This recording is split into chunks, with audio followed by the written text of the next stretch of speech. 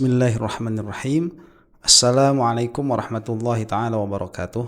Alhamdulillahi rabbil alamin. Wa sallallahu ala sayyidina Muhammadin wa ala alihi wa sahbihi wasallam, amma ba'du.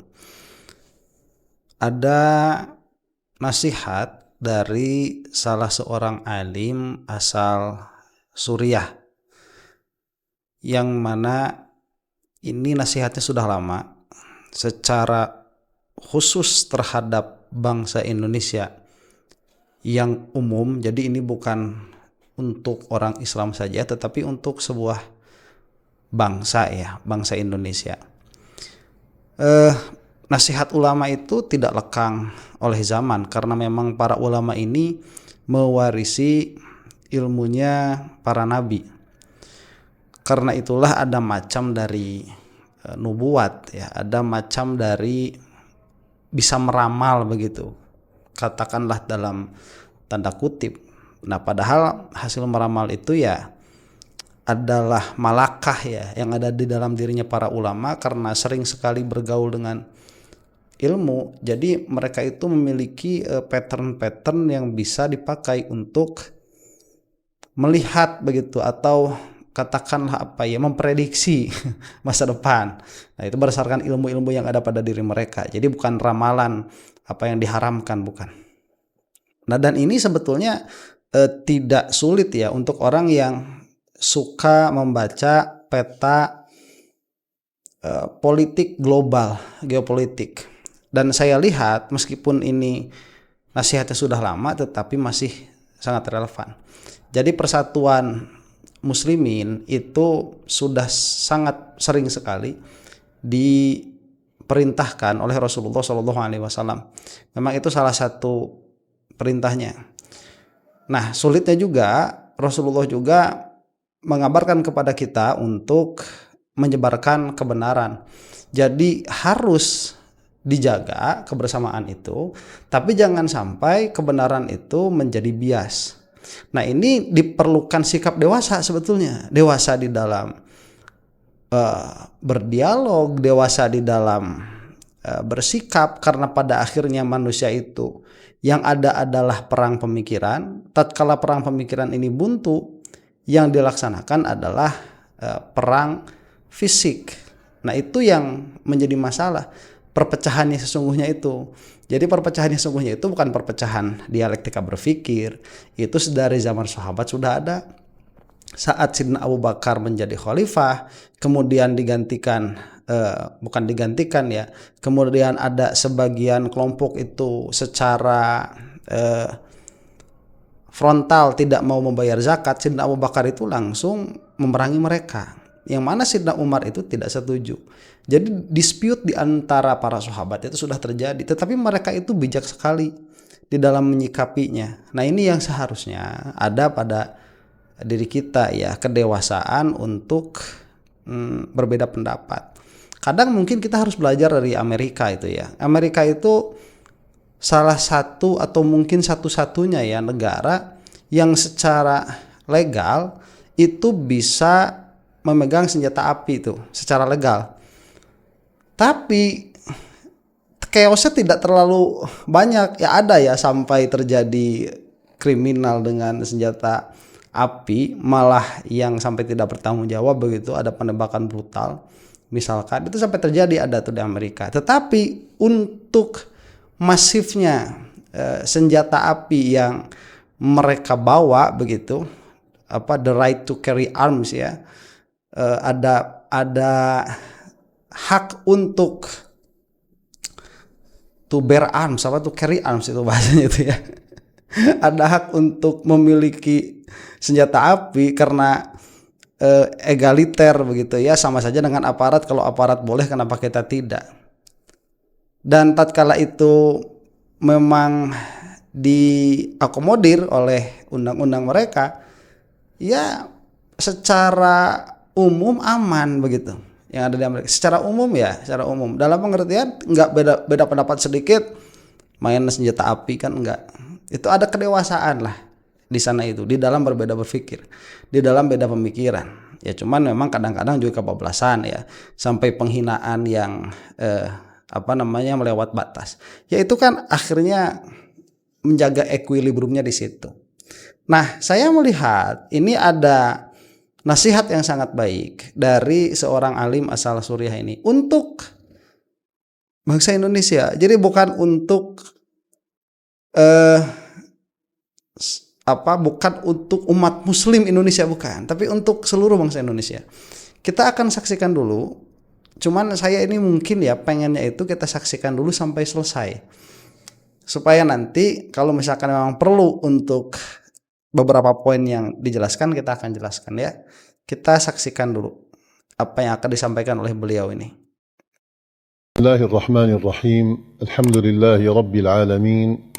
Wassalatu wassalamu ala sayyidina Muhammad wa ala alihi wa sahbihi wa man ihtada bihadihi ila yaumiddin. Ayyuhal ikhwatul kiram, Suriya Syam mahdul hadarat wa ardul risalat.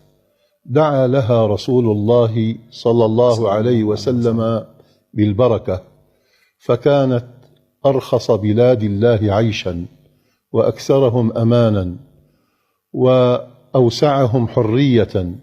كان الناس يعيشون فيها على اختلاف أطيافهم ومذاهبهم وأديانهم وأعراقهم، إخوة متحابين كأنما هي أسرة واحدة.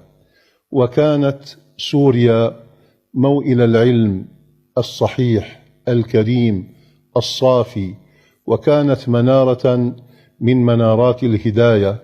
وكان الناس في سوريا يعيشون كأنما يعيشون في قطعة من نعيم الجنة، إلى أن جاء الربيع العربي أو ما يسمى بالربيع العربي، وحدث في سوريا حادث أمني مع شباب صغار اعتقلوا، ثم تحول ذلك إلى مظاهرات واحتجاجات خرجت إلى الشوارع، استغلها أصحاب الأهواء والمصالح والأجندات، ثم حركوا العاطفة الدينية وجيشوا المشاعر والأحاسيس، وتحولت المظاهرات إلى أعمال عنف، ثم إلى صدام مسلح تدخلت عبره الدول الكبرى، سلحوا وجيشوا وأنشأوا الجيوش، ثم دخلت إلى سوريا العديد من المنظمات المتطرفة الإرهابية وكثير، وتحولت هذه الشام من أكثر بلاد الله أمانا إلى بقعة مشتعلة بالحرب الظالمة الطاغية التي تآمر وتخالب وتآلف عليها أكثر من 100 دولة، ودخلت داعش ودخلت المنظمات الإرهابية ودخلت أيضا الدولة السورية في حرب مع هؤلاء جميعا. ثم ضاعت منا سوريا، ضاعت منا الأمان، وضاع منا الاستقرار، وضاع منا رغادة العيش، ضاع منا هذا الأمل الذي كنا نعيشه نحن السوريون من أجل أن تستمر حياتنا إلى الأفضل، ضاع منا مستقبل أبنائنا وبناتنا. وهذه البلد العظيمة الكريمة دمرت فيها المدن، شرد فيها الناس، مات فيها مئات الآلاف من الأبرياء، ضاع فيها الأمان، تشرد فيها الناس، فقدنا عزنا وكرامتنا، وفقدنا إنسانيتنا، صرنا على هامش التاريخ، واستنزفت ثرواتنا، وتضاعف ألمنا، زادت أسعار السلع إلى ما يزيد إلى 13 ضعفا، ثم دفعنا على مدى 7 سنوات ثمنا غاليا. السوريون اليوم نادمون متأسفون، لأن بعضهم حركتهم العاطفة ولم يفكروا لا بمقتضى الشرع ولا بمقتضى العقل. أقول ضاع منا الأمان، ضاع منا الاستقرار، ضاع منا المستقبل. لذلك أقول لإخوتي في إندونيسيا أخاطب كل الإندونيسيين. أيها الإخوة، إندونيسيا بلد جميل، إندونيسيا بلد أهله طيبون، وهو بلد آمن مستقر، بلد ينمو ويزدهر ويمضي إلى الأفضل والأحسن. إياكم أيها الإخوة أن تتسببوا في خرابه، إياكم أن تغلبكم العواطف على مقتضى الشرع والعقل فتتسببوا في هذا الذي نحن نعيش آثاره إلى اليوم في سوريا. أيها الإخوة، إندونيسيا تستحق منكم أن تبذلوا الغالي والرخيص وأن تتنازلوا عن كثير من المصالح والأهواء والقضايا من أجل أن تبقى إندونيسيا عزيزة كريمة، ويبقى هذا البلد الجميل الكريم المبارك بلد الأمان والاستقرار، بلد الإسلام، بلد الوسطية، بلد الحب لله ورسوله صلى الله عليه وسلم، بلد المعاهد العلمية. أقول لكم، عندما غلبتنا العاطفة أو غلبت بعضنا غلبتهم العاطفة فكان ما كان، وتسببنا في دخول داعش إلى بلادنا، وتسببنا بدخول المنظمات الإرهابية إلى بلادنا.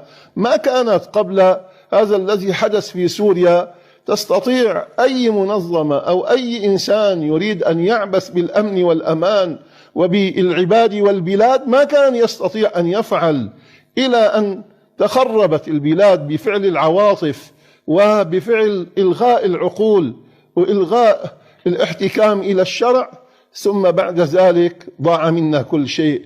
أيها الإخوة، إندونيسيا أمانة في أعناقكم، ينبغي أن تقدموها على كل شيء، وينبغي أن تحصنوها من أي خلل أو من أي اضطراب أو من أي مشكل يمكن أن يتسبب في هلاكها وفي دمارها وفي خرابها وفي تشريد أهلها. إندونيسيا أمانة في أعناقكم، ينبغي أن يصان وأن يحمى، ولكن من خلال أبنائه البررة من الرقي والإيمان والأخلاق والسمو الإيماني والأخلاقي. أيها الإخوة، إندونيسيا أمانة في أعناقكم، إندونيسيا أمانة في أعناقكم. والسلام عليكم. Nah, itu baru saja kita saksikan ya, pesan yang sangat relevan dengan apa yang terjadi sekarang. Dari apa yang saya lihat ya, kenapa Indonesia ini bisa menjadi salah satu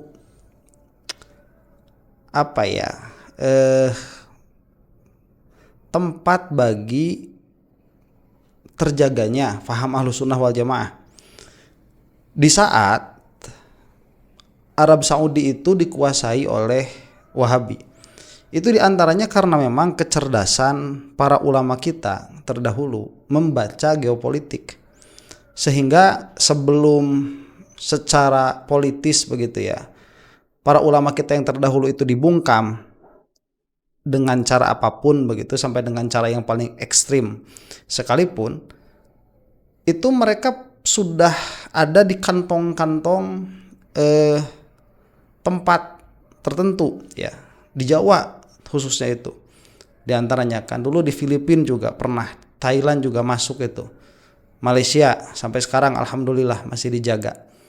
Ini adalah tempat, karena memang walantarto ankal al-yahudu walan nasara hatta tattabi'a millatahum, bahwa ini kan khitab kepada Rasulullah Shallallahu Alaihi Wasallam ya, yang namanya orang-orang Yahudi dan Nasara itu tidak akan ridho terhadap kita tuh. Itu khitabnya kepada Rasulullah secara khusus, maka kena kepada kita secara umum. Dan itu memang terjadi, terlihat. Tidak pernah dibiarkan settle kita itu ya, orang mukmin itu. Nah, sehingga tatkala kekhilafahan itu habis, selesai, dan kita ini sudah terkotak-kotakan dengan nasionalisme, yang mana alhamdulillah di Indonesia itu meskipun terkotak-kotakan oleh nasionalisme, tetapi Indonesia ini tidak bisa dikotak-kotakan secara nasionalisme dari satu pulau ke pulau yang lain ya. Makanya ini kan negara kepulauan yang mana Kalimantan itu pulau terbesar di dunia, tetapi masih masuk dalam wilayah NKRI. Ini kan luar biasa sebetulnya ya. Secara sumber daya alam ya luar biasa Indonesia itu. Sumber daya manusia juga seharusnya luar biasa kalau diurus dengan baik. Ini banyak sekali perkara yang ada di negara kita yang tidak dimiliki oleh negara orang lain. Sampai-sampai kalau Indonesia ini betul di dalam mengelolanya, itu bisa menjadi kekuatan Islam baru. Nah inilah mungkin yang terus-menerus ya. Kalau misalkan kita baca kayak The Economic Hitman itu, siapa yang ngarangnya itu ya. Dari dulu memang Indonesia ini diganggu terus dengan katakanlah operasi-operasi intelijen supaya kita ini tidak terfokus untuk mengembangkan diri kita. Yang mana sekali lagi sampai saat ini meskipun banyak sekali di situ terjadi katakanlah pertikaian, banyak sekali terjadi masalah. Kita sendiri sebagai bangsa Indonesia ini merasakan banyak sekali permasalahan pada negara kita ini, pada kehidupan kita sehari-hari banyak juga mengalami permasalahan. Tetapi secara umum Indonesia ini masih tetap berdiri kokoh sebagai negara dengan penduduk muslim mayoritas, ahlus sunnah wal jamaah, yang mana tadi sekali lagi tatkala yang lain itu sudah mulai crumble, tatkala yang lain itu sudah mulai terurai ya, tercerai-berai, kita masih kokoh. Sekarang sudah ke kita itu rongrongan kekuatan mereka. Nah, dari apa yang dilihat tadi ya, salah satu permasalahannya itu adalah mendatangkan sentimen keagamaan. Memang ini yang paling mudah disulut ya, dan kita ini sudah dari dulu loh dicoba memakai sentimen keagamaan itu. Muhammadiyah dengan Nahdlatul Ulama itu sudah beberapa puluh tahun sebelum memang Muhammadiyah ini dimasuki oleh faham Wahabisme ya. Sebelum mereka ini mulai tidak bermadhab tuh Muhammadiyah itu. Sebelum itu kan tidak ada permasalahan sama sekali karena Nahdlatul Ulama ini ada untuk menjaga turoth, Muhammadiyah ada itu untuk lebih kepada nilai sosial. Sehingga pernah terjadi bentrokan ya. Cuman kan bentrokan antara Muhammadiyah dan NU itu tidak sampai kepada bentrokan fisik, meskipun di beberapa tempat itu sampai terjadi bentrokan fisik antara NU dan Muhammadiyah. Itu waktu saya masih Muhammadiyah itu ya. Di sini ada sampai ada masjid yang dilemparin, itu masjid Muhammadiyah itu. Dan tatkala saya lewat ke masjid itu ya. Ini sudah lama sekali. Ini mungkin berapa tahun ya? 7-8 tahun yang lalu lah. Kejadian terakhir itu betul-betul masjid Muhammadiyah dilemparin sampai ustadznya itu diusir. Dan saya waktu ke tempat itu sudah jadi NU, sudah bukan Muhammadiyah. Jadi saya lewat ke masjid itu ngobrol sama NU di kampung gitu ya. Itu bilang kayak gini, ya suruh siapa ya, dia beda sendiri begitu. Jadi ditindak sama masyarakat. Itu bukan Wahabi itu Muhammadiyah itu. Saya sebagai mantan Muhammadiyah ya nyesak juga begitu ya, kok sampai itu terjadi. Tapi setelah itu tidak ada kejadian lagi, dan itu pun di kampung. Kalau yang di kota itu sudah lama sekali tidak ada pertikaian antara NU sama Muhammadiyah itu malah sudah menjadi jokes ya, Muhammadinu kan. Muhammadiyah NU itu sudah lama sekali akur. Kemudian timbul tuh Wahabi kan. Nah ini Wahabi mulai ada pertikaian antara NU dengan Wahabi sampai pengajiannya dibubar-bubarin. Ini kan sentimen agama juga. Memang terus-terusan seperti itu kok. Dipanas-panasin membahas bid'ah apa segala macam. Padahal kalau misalkan memang ada khilafnya, kita juga nggak ada masalah begitu. Permasalahannya ini khilaf yang tidak muktabar, diangkat terus sama si Wahabi. Akhirnya terjadi juga gesekan kan. Yang mana sekarang kita sudah mengetahui itu siapa yang suka ngabubar-bubarin pengajian ya. Setelah PWLS ini keluarlah katakan begitu ya dari Nahdlatul Ulama, mana Wahabi yang dibubarkan, nggak ada gitu. Jadi kita tahu juga sebetulnya siapa di belakang ini yang mencoba untuk menyulut sentimen agama. Nah, tatkala sentimen agama ini ternyata tidak terlalu, apa ya katakan ya, tidak terlalu efektif. Ini sudah berulang kali dicoba, Indonesia aman-aman aja begitu. Timbul sekarang ini, kita kembali kepada zaman dulu ya, memakai sentimen kesukuan. Yang mana ini kembali sebelum kemerdekaan. Seharusnya kita itu tahu lah ada yang namanya apa, ada yang namanya Sumpah Pemuda, berbangsa satu bangsa Indonesia, berbahasa satu bahasa Indonesia. Sekarang kok tiba-tiba orang dari kecil berbahasa Indonesia, bahasa Indonesianya itu lancar, kita itu bisa melihat seseorang itu berasal dari mana, dari berbahasanya. Para habaib itu bahasa Indonesianya kurang lancar gimana, boso Jawane itu ya kurang lancar gimana, yang di Jawa Barat, yang di Sunda bahasa Sundanya itu kurang lancar gimana, bahasa Banjarnya yang di Kalimantan itu kurang fasih gimana mereka itu. Ini kita itu sudah satu bangsa, dikorek-korek lagi dengan alasan ini mempertahankan kearifan bangsa, kearifan leluhur. Padahal kalau kita kembali, kalau patokan kita adalah leluhur, patokan kita itu apa? Kemerdekaan. Karena kita ini sudah menjadi satu bangsa yang utuh. Masa kita mau kembali lagi nanti nyari-nyari siapa anak Qabil, siapa anak Habil? Masa kita nanti mau kembali lagi ke zamannya Nabi Nuh, siapa anaknya, siapa itu Nafis, siapa anaknya Sumaith? Ada-ada aja kita ini repot. Dan ini kita kalau misalkan tidak melihat, ada memang upaya untuk mensyamkan Indonesia, mensuriahkan Indonesia. Anda buta. Ya. Kalau besok lusa harga sampai naik 13 kali lipat dan itu tidak disertai dengan tidak disertai dengan perputaran uang yang benar tanpa adanya inflasi yang berlebihan, saya kira akan ada kesulitan. Dan ini tatkala Wahabi sudah mulai mendapat tempat ya, dalam pengertian kita sudah bisa berdamai secara fisik, kemudian Muhammadiyah ya begitu, ini sudah bagus sekali. Keluarlah yang namanya PUILS. Ini kalau tidak disikapi dengan bijak, tidak disikapi dengan baik, maka ya tinggal tunggu saja. Repotnya itu sekarang ada One Piece bendera One Piece, jadi dari semua kalangan, orang yang kalangan yang gandrung terhadap agama itu di obok-obok lewat isu agama, orang yang tidak terlalu fokus terhadap isu agama diganggu dengan isu kemarin kan PPATK, ada rekening dorman dibekukan, ini macam-macam sudah.